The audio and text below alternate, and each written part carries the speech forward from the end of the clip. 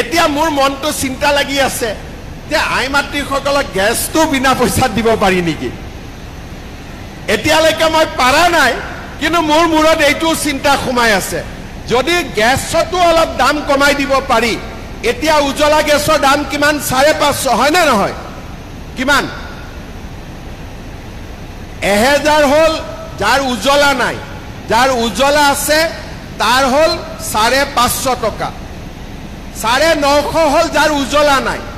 এতিয়া 550 যাৰ আছে তাকো যদি 200-300 টকা কমাই দিব পাৰোঁ, 950 যাৰ আছে তাকো যদি 200-300 কমাই দিব পাৰোঁ, আপোনালোকৰ বহুত সুবিধা হৈ যাব, ঘৰখন আপোনালোকে ধুনীয়াকৈ চলাব পাৰিব, হয়নে নহয়?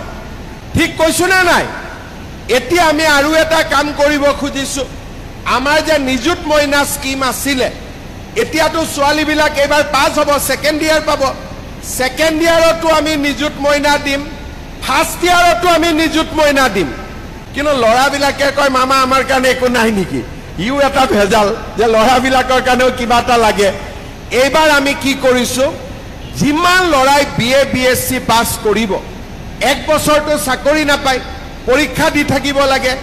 BA BSc পাছ কৰা সকলো ল'ৰাৰে বেংক একাউণ্টত বা PG পাছ কৰা সকলো ল'ৰাৰে বেংক একাউণ্টত মাহত 1 বছৰলৈ আমি 2500 টকাকৈ জমা দি থাকিম, যাতে ল'ৰা ছোৱালীয়ে কিবা নহয় কিবা তেওঁলোকে চাকৰি বাকৰিৰ কাৰণে ইণ্টাৰভিউ দিব যাওঁতে দেউতাক মাকৰ যাতে পইচা খুজিব অন্ততঃ 1 বছৰলৈ নালাগে। 1 বছৰ ল'ৰাজনৰ দায়িত্ব মামাই ল'ব।